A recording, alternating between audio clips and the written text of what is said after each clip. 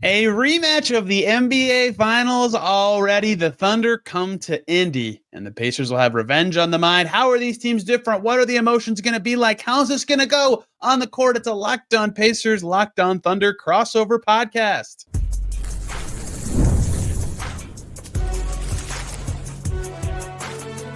You are Locked On NBA crossover, part of the Locked On Podcast Network. Your team every day. What's up, everybody? Happy Thursday, and welcome to Locked On Pacers and Locked On Thunder. If you're on Locked On Thunder, Rylan is here. You're hearing my voice first because we're crossing it over today, previewing the NBA Finals rematch. It's Pacers Thunder in Indy on Thursday. National TV, the spotlight for both teams. It's going to be a blast, and it's going to be a different kind of game. I'm actually appreciative, Rylan, here in Indy, that you've done this for years. You know, sometimes ahead of these big games, players always want to say, it's just another game. We're going to focus on ourselves.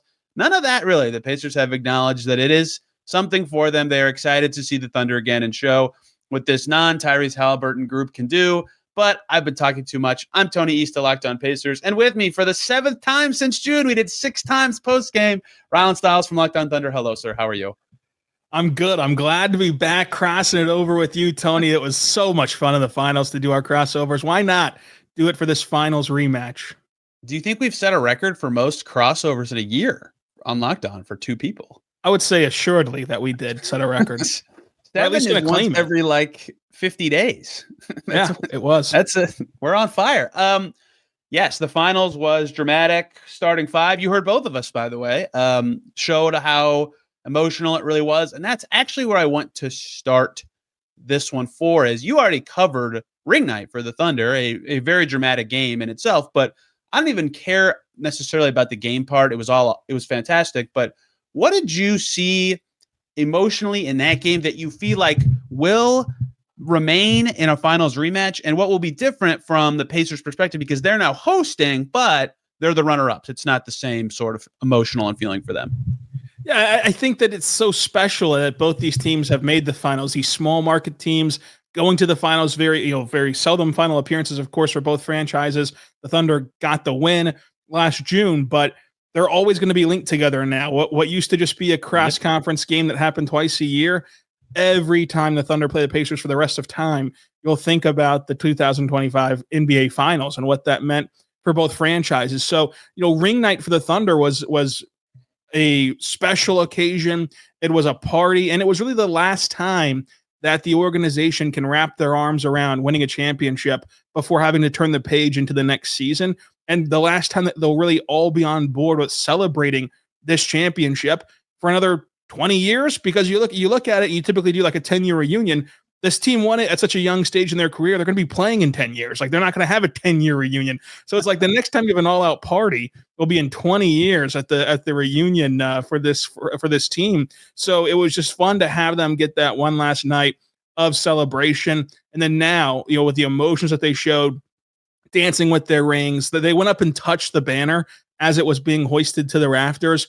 And Chet made a note at post game of just, we're going to be the only people who have touched that banner, except for whoever moves it to the new arena in a couple of years. So it's just a special part of their identity, especially for the guys who have been here for a long time and have seen this rebuild go through. And there's a lot of guys on this team that their stories to get to this point and be NBA champions are really unexpected. Like Lou Dort being an undrafted guy on a 2-way contract and then becoming a pivotal role in a championship roster. So there's a lot of emotion, a lot of good emotion from this team. They did a great job of zeroing back in for a high intense game, but they're also going to have that in Indiana. Like the last time that they were there playing games in that matter of consequence, not in the preseason, was the NBA Finals. And you just, what emotions goes into that. Hey, Summer League happened too, Rylan.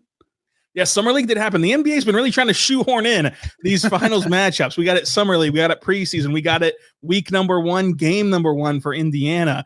So I think that there is going to be some extra juice for a game like this. Yeah, the big difference will be something you said that I think was well phrased, was like wrapping your arms around last season one last time. And like the Thunder, of course, will, because they won the title. For a lot of these Pacers players, like they started 9-14, and everybody counted them out. And even in the playoffs, I'll end up like I picked the Cavs in the second round. Like nobody picked this team to make the finals, nonetheless get as far as they did. And then they were half of a game away from winning it.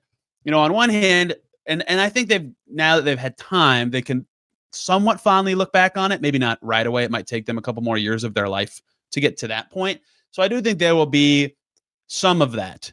They're not going to raise the banner. They did not win. This is how it's been described by the players. It's already up, and they're just going to be like, there it is. That was fun. Like, it's a big accomplishment to win the East. They've done it twice ever. It was the first time they've done it in 25 years. Like 25 years ago, you and I, our combined age was like 12 or something, right? So like, it's a long time for that to happen. You want to celebrate that, but it's different when you didn't actually reach the summit and you're playing the team that did, right? So that kind of shock will be to their like emotional system will be really fascinating to me on how it feels in the moment. And then how it feels when you go to the center circle and you're like, oh, that guy, I just played that guy 7 times in meaningful games, because that's hard. Like, that's actually something that struck me about the Pacers last year is, they beat the Knicks in game 6, and it was the second time they'd ever won the East. And it was this huge thing that they had done it, and they're feeling really great and they're celebrating. And you know this now because you were at the Thunder version, obviously, but it didn't used to be a trophy for winning your conference. It's only been an actual named trophy for the last couple of years. And the NBA, and it's a big deal, like makes it a celebration. There's a TV thing going on the court. So it feels like this huge celebration, but like it's not the final round. And so I was actually impressed by the Pacers in the locker room. Like, they weren't celebrating still. There was champagne around, and they were like putting it to the side. They're like, no, we'll wait. And if we win the whole thing, we'll use this, right? That kind of polar emotions was shocking to me, but that's how they should have been. And now I wonder how they'll handle it in this setting, because it's just like, it's as big as it gets. It's the team you want to beat the most of anybody. Now, like you said, they're forever linked in a way that is very rare of two teams that are 12 hours apart and have no other reason to have any vitriol towards each other. Yeah, and I trust the Pacers fan base, honestly. Like, opening night for the Pacers is always going to be a spectacle with, how much that they care about basketball. It's basketball in 49 states, and this is Indiana. Like, all that stuff that goes into it. So like the crowd is going to make this feel different as well. Like, that's what helped the Thunder last night, was like, that was, a celebration to start the game. It was a playoff level atmosphere during the game. And it was rewarded with a comeback. It was rewarded with a playoff level product on the court.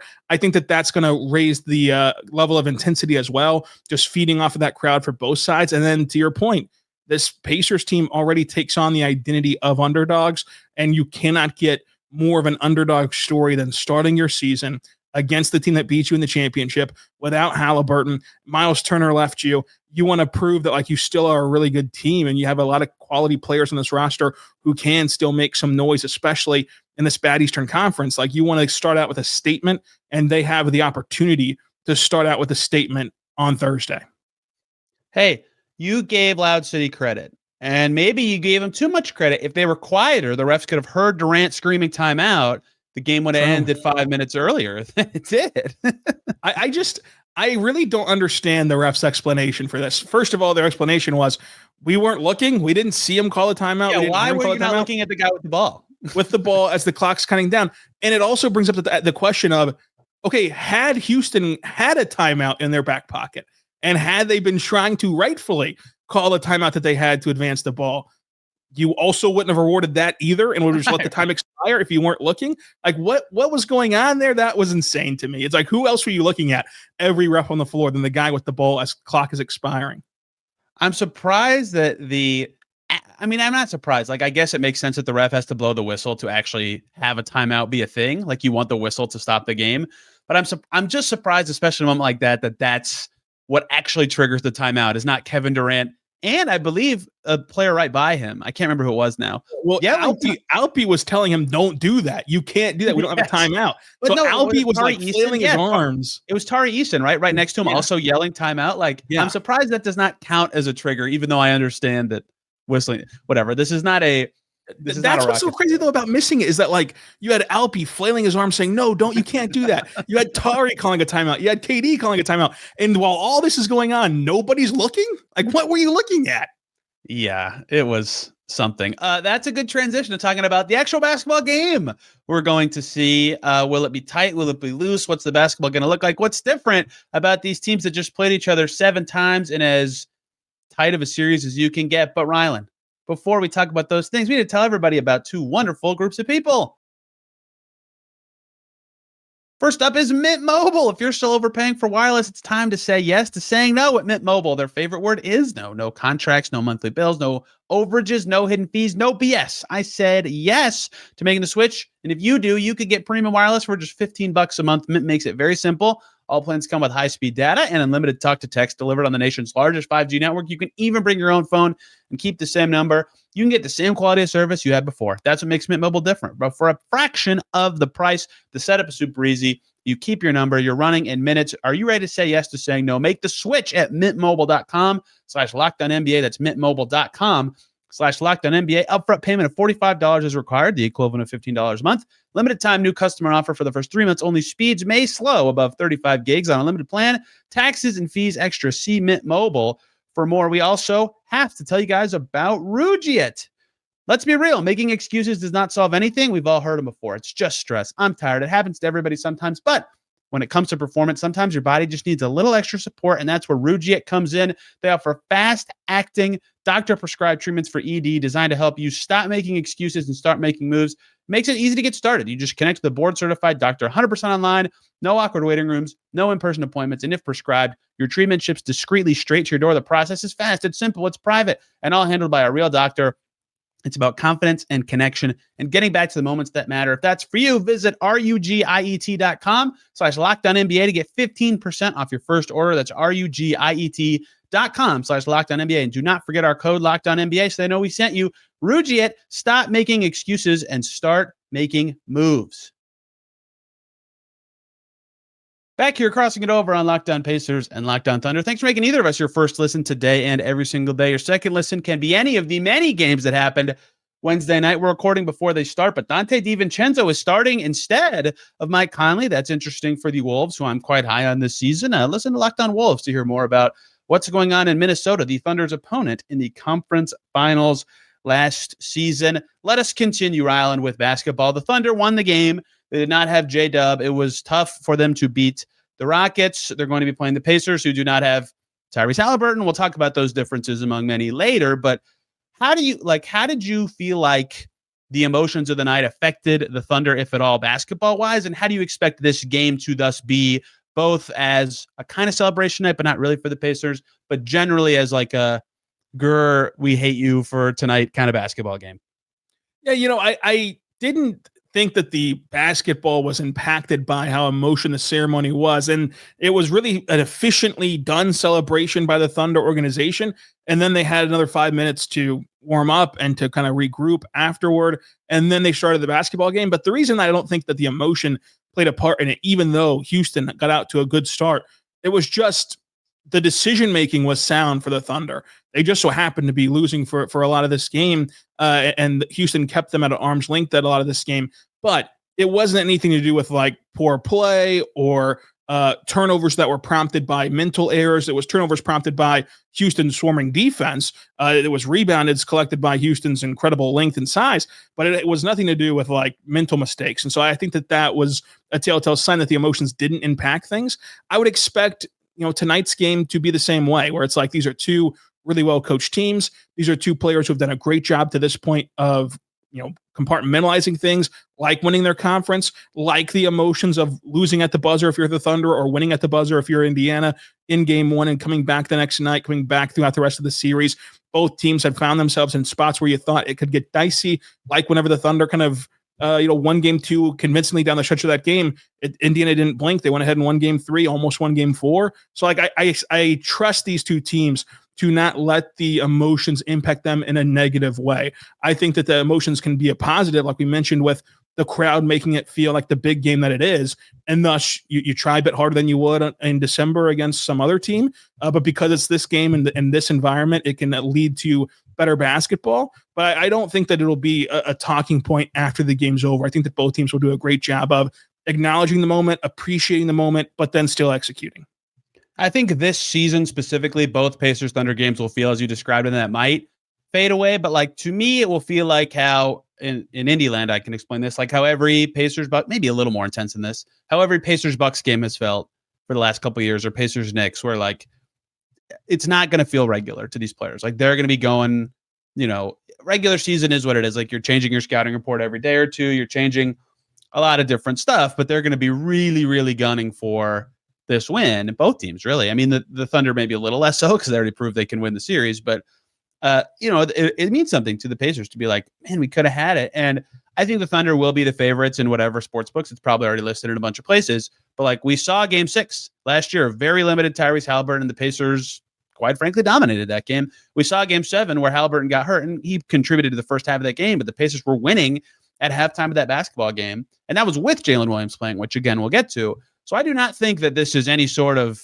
easy. The Thunder are the best team in the league, but like this is not some easy win for them, especially with the heightened intensity and scrutiny and level of detail that's going to come in to a game like this, of which the Pacers have, outside of their terrible early stretch last season, won many of the last few years against Milwaukee. Now, granted, they eliminated the Knicks in the second round last year. They went to MSG the second game of the season last year and got rocked by the Knicks. The Knicks won by like 35. You never know what these games are actually going to turn out like, but I'm expecting personally a very competitive game, and especially for the players who played a lot in the finals, the Pacers starters, a couple of their bench guys, to be like supremely fired up about the chance to win. Yeah, this is going to be a game that it's going to feel different for the consumer and for the players. Yes. Of just, it's going to give them some extra motivation to have a great game to try to win the contest. But I don't think that either side will be pressing or doing too much. It'll just end up being great basketball. I'd be shocked if the want to win overpowers them to the degree that they start making mistakes. I would expect that the want to win allows them to be tighter in this game in a positive way, tighter defensively with your rotations, crisper with your decision-making offensively, and it just leads to great basketball out of the chute. What a couple games to start for OKC, and what a way to start for the Pacers in your first game. Totally agree. And I do wonder also now, something I've been teasing at, the differences between the teams and how that will make this feel different than the finals. Let's just do the boring one first. Rylan, J-Dub probably not playing. How does that change the Thunder? Because when Shea was struggling in the first half, maybe not even struggling, he just didn't shoot that much. What did he shoot 7 times in the first half? 6 against Houston? Like, their offense didn't look bad. They were also missing a lot of threes, which really clouds the results of the total numbers, but it certainly did not look like it did at their apex last year. Like, that's going to make the Thunder look different. Obviously, I can touch on the Haliburton, McConnell, Turner parts of this, but what's going to look different about the Thunder than the team the Pacers just played over a half dozen times? Yeah, I mean, the differences of Oklahoma City would just be that if you can contain Shea, which Houston did a great job of this, it helps that they have an elite point of attack defender in Thompson, and then they have the length and size to gap exceptionally well. It's like dig so far into the gaps where Shea's always surrounded by bodies, and they didn't let him get to his spots as comfortably. And whenever he did get to his spots, it was contested jumpers, which he can hit. Some of them early on in this contest didn't fall for him, and it made his game labor its way to 35 points, which typically he waltzes his way to 35 points, and it took double overtime to get there for Shea. So like Houston did a great job defending him and making him play in traffic, and that's traffic that you can't always afford to give to Shea, even though he warrants it, even though he's a great scorer. But the difference of just saying, hey, let's throw everybody at Shea, and if Lou Dort or whomever catches fire from 3, we'll live with it, and the Thunder didn't catch fire from 3, like that's what let this offense look so messy. The thing about the Thunder is they're so streaky. Like this is a guy, like take Lou Dort, for example. He shoots 40% from 3, but his 40% from 3 is not a consistent 40% from 3 night over night. It gets there because of the volume of which he shoots threes, because as you saw in the finals and you saw in the playoff run, like he can do what he did last night, 0 for 9 from 3. He could turn around Thursday and be 8 for 10 from 3, and everything's going right for him. And that's how this whole offense is when it comes to the complementary shooters. This is a team that shot 13th out of 16 teams in the playoffs in 3-point percentage, and they don't have J-Dub in this game in all likelihood to take some pressure off of Shea as the scorer, which also leads to the secondary unit. Like the Pacers have to prioritize winning whenever Shea's off the floor, because I don't think that they're going to be able to have the same success of defending Shea that Houston did, which is no slight to Indiana, but Houston has one of the best defenses in the league, and they're going to have, I think, a top 2 defense in this league with the Thunder. So, if you factor in Shea will be a bit better, you have to capitalize whenever he's off the floor, because this offense, we're running through AJ Mitchell as the primary setup man. I love him. I love AJ Mitchell. He's incredible. It's just like he's so awesome as a player, but it's going to be running through AJ Mitchell and running through, Chet Holmgren staggered in there as an offensive weapon to try to replicate J-Dub's scoring production. Like that's going to make a more challenging situation than being able to rely on J-Dub next to Shea, and then rely on J-Dub to take over the start of the second quarter, start of the fourth quarter, whenever Shea sits in his normal rotation. So like those are areas where you can find the ability to strike against this Thunder team without it being a complete hole. On top of not having J-Dub, you don't have Isaiah Joe in there to knock down some threes. You don't have Nikola Topic, who is a part of what's going to try to solve the half-court offense with his playmaking ability. You won't see him until mid-November. You lose another body in Kenrich Williams, who will not be back until mid-November as a kind of a spark plug guy defensively. And then when the Pacers are on offense, like the Thunder can't play as big as they can once they're healthy. Like whenever they're healthy, they can put out a lineup of J-Dub at the 3 next to Hartenstein and Holmgren, and that makes life really difficult to score inside the arc. Obviously, they still have a lot of competitive defenders like Caruso and Kaysen are no slouches, but they can't do exactly what J-Dub can defending up and down the board. So, like, there's gonna be, of course, differences in how you can attack this Thunder team tonight if J-Dub does not play, which it doesn't look like he will. So I'm excited to see what Indiana can conjure up and how they can go about that. But the big thing is the scoring next to Shea. Like if Chet doesn't have a hot night offensively, which he did on opening night, he was fantastic opening night. But you think about how hard opening night was to win for Oklahoma City, and it took all 28 points from Chet. It took the ability to score at all 3 levels from Chet and get to the free throw line from Chet. If at all that takes a step backward in the game 2, then you're really going to be tight for buckets for OKC. Yeah, Chet hot in the first quarter was huge. Like even when Houston felt like playing better for a lot of the next couple quarters, their biggest lead was like 7 or 8 because Chet kept it so close early. AJ reminded me a lot of game 4. It was game 4 against the Pacers where Shea's going to get all the credit and deserves the credit for what he did in the fourth quarter of game 4, for what he did down the stretch of last night's game. And he deserves credit for that. But he's not in the position to have that moment and to have those quarters and to have that overtime if Chet, in this case, or J-Dub in game 4, doesn't keep them within striking distance. Like you think about if Indiana could have just stopped J-Dub a few more times, quarters 1 through 3, it's too little too late once Shea got going in that fourth quarter. And it's like, that's the secret recipe for the Thunder is they have this amazing scorer who is inevitably going to get going at some point in the game. And on the rare nights where he doesn't start hot and he doesn't play a full 48 minutes of incredible basketball, scoring the ball wise, they can still hang around in these games long enough to get him going. And so that's what happened last night. That's what happened in game 4. And it changed the series. It won them a championship, a few months ago. And then it changed the game and starts them 1-0 this season. Yeah. AJ Mitchell, by the way, who we both love. I will now have him ingrained as a guy who on NBC's first broadcast back in over a decade, Mike Tirico had to say, AJ Mitchell having himself a night. Yes, Mike Tirico having himself a night. The 4-point in the third quarter, he was keeping him steady. That before halftime shot was like maybe the biggest shot of the game. Well, that's not true. There were a lot of big shots. Okay, I will tell you about the differences about the Pacers, and specifically one thing that I'm like a titch worried about, specifically as it relates to the Thunder. As we close out this crossover, Locked On Pacers and Locked On Thunder.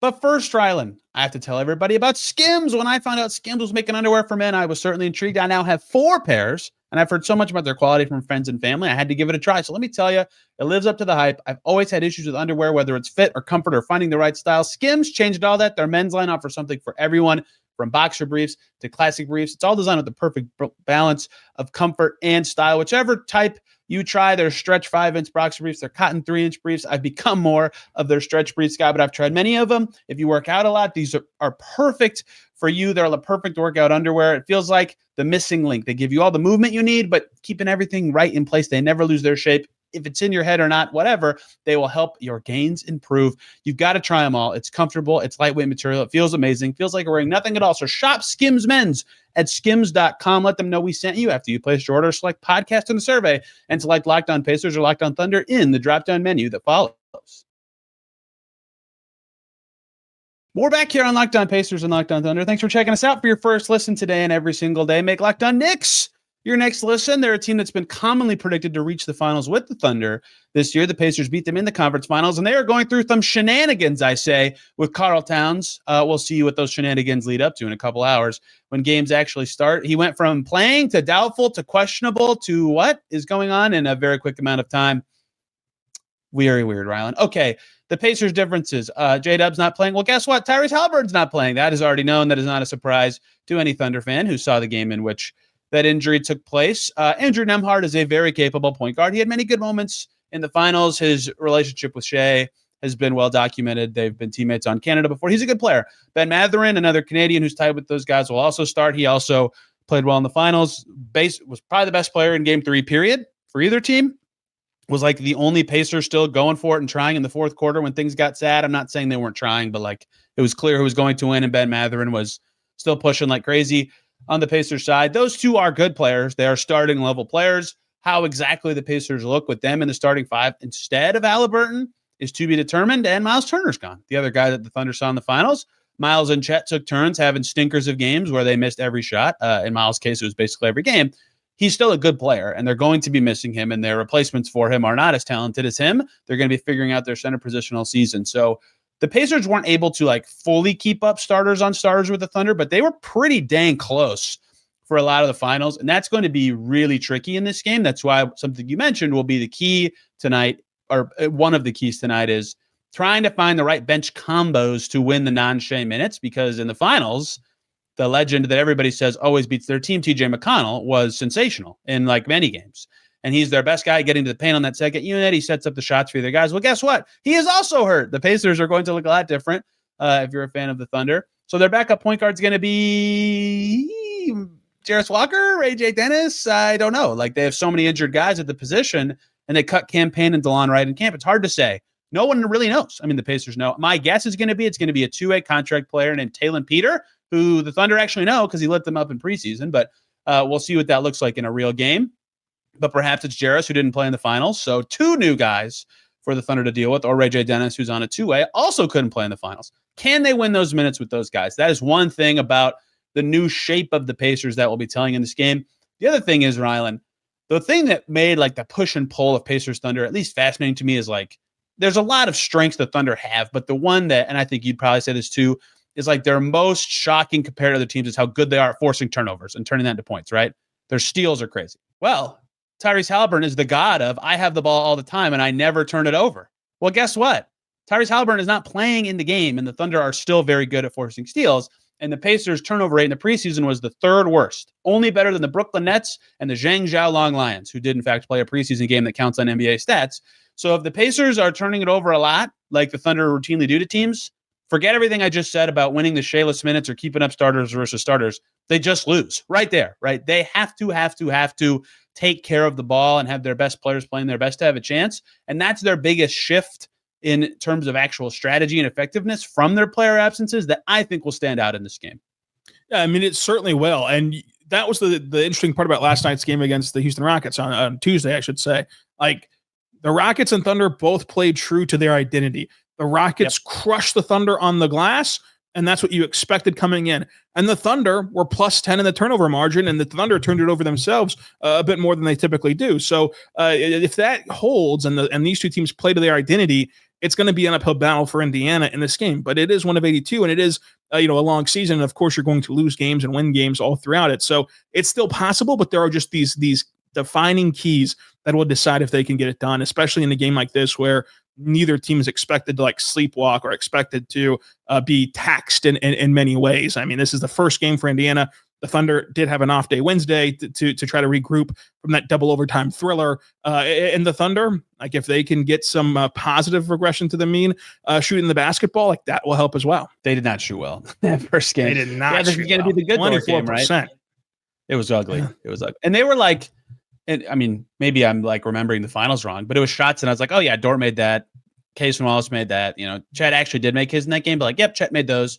I think the moment I knew that maybe the Thunder were a little off with their jumpers was when Hartenstein missed his go-to floater twice in a row on the same possession. That never happens. I swear that shot goes in like 80% of the time. And obviously they didn't have all their shooters, but they're gonna presumably shoot better than that. You never know with the one game sample. So honestly, I think if the Pacers starters, and they did have a good preseason, that was about the biggest positive from the Pacers preseason, is their core five guys, their four projected starters from last year and Obi Toppin, were all very good, and especially very good together. If that remains in this game, they have a chance. I think their ability to keep up in the possession battle will decide if they have an actual real chance to win, or it's just like they keep it pesky close kind of game because the Thunder are really good and the Pacers are missing 3 of their top 8 guys from last year. What say you? Or here's the other thing I'll say. Do prediction needs even matter in these kind of big emotional games or just like there's something else happening? You and I both said this before game 7. Like, it's just such a different environment than a typical game that like you can say all these basketball things and just like, who cares? It's going to be different anyway. Yeah, I mean, listen, this is a game in which you can use my favorite expression. You can throw out the record books when these two teams get together in this emotional game. It doesn't matter who's going to be able to handle the natural emotion and the natural ebbs and flows of this game. And it can work. It can work both ways. Where it's like the Thunder just shot 24% from 3.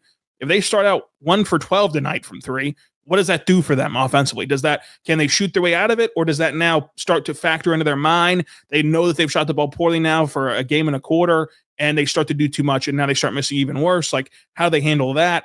How they handle success as well after winning their first game? Like that'll all factor into this. It's going to be a very fun game.